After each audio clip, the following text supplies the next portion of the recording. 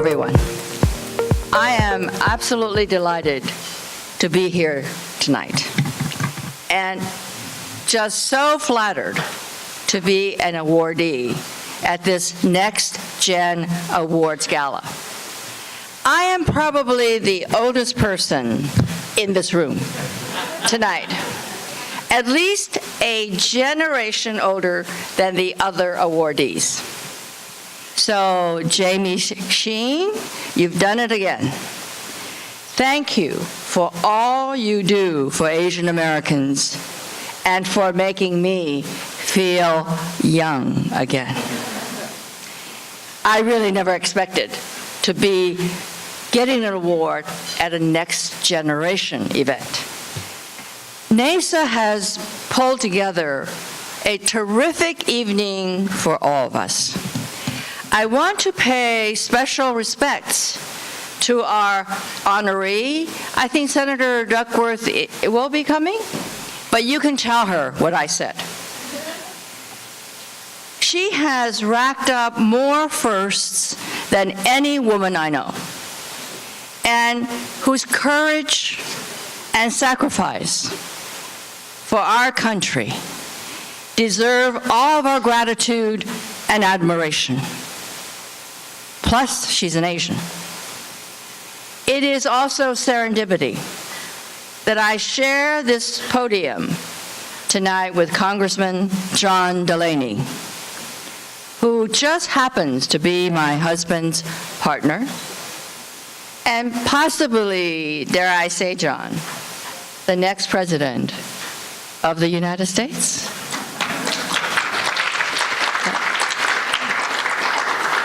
And his bank, Congressional Bank, where are you? Wave. We're all here to support you.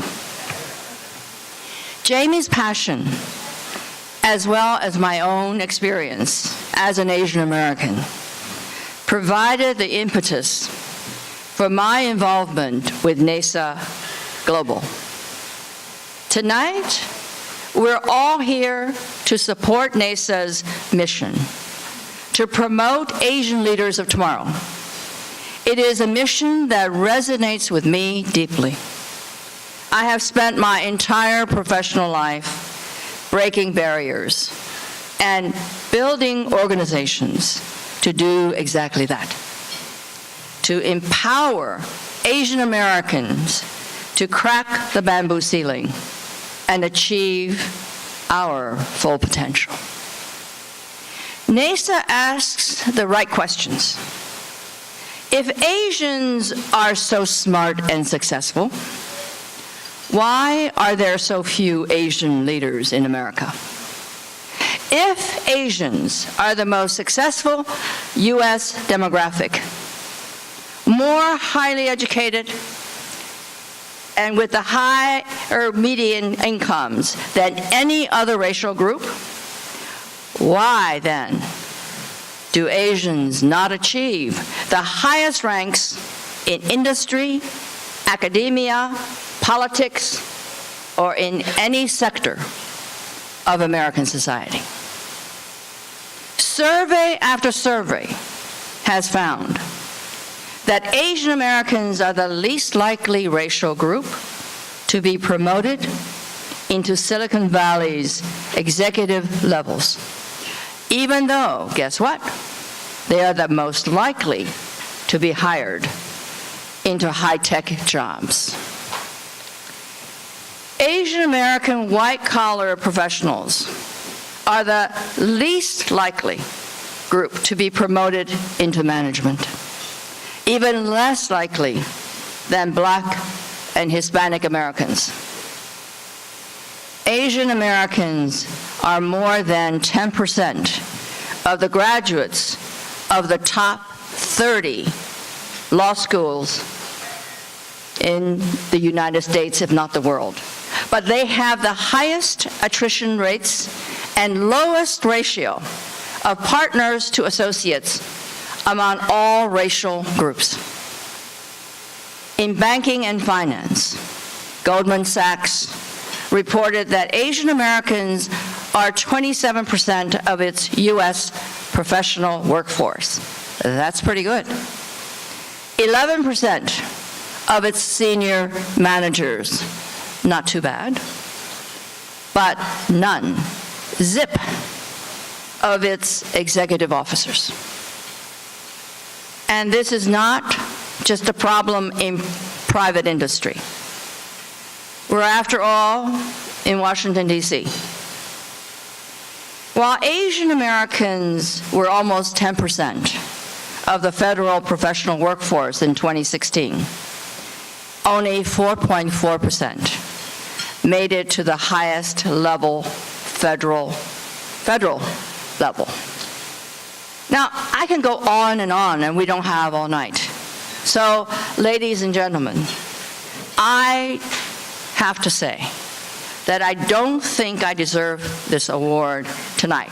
In fact, I don't think any of us deserve our awards tonight.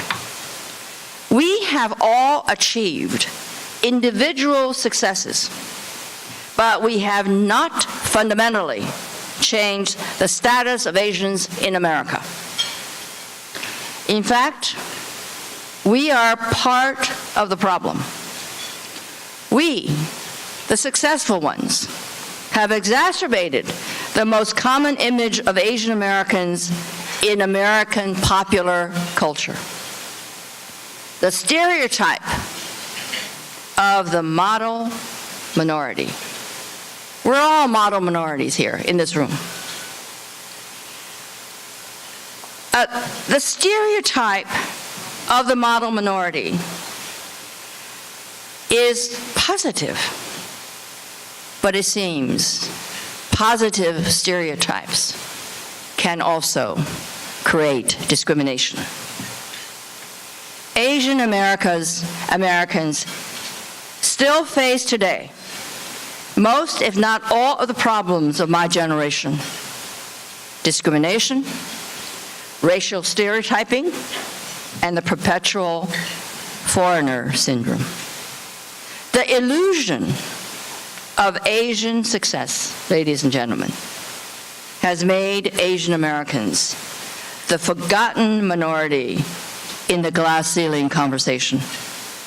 The bamboo ceiling, in fact, has institutionalized Asians as the most dominant underachievers in American society, rarely promoted to management and executive levels commensurate with their education or capabilities.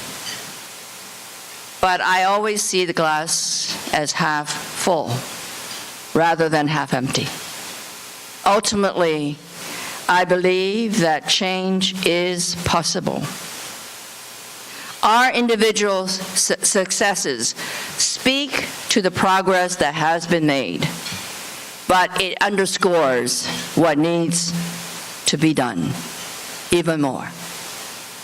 This is why our being here this evening in support of naisA is so important. In my day, there was no naisA, no Pan-Asian organization, or an Asian American community with a common cause. We were Chinese, Koreans, Japanese, Filipinos, Pacific Islanders, and whatever ethnic origin first. There will be, ladies and gentlemen, no fundamental change until and unless we can all work together. Today, let us all help naisA do what my generation failed to do, to empower Asians to take our rightful places in leading America and the world into the future. So open your pocketbooks and spend your money, and bid against each other so that Jamie will be happy. Thank you very much.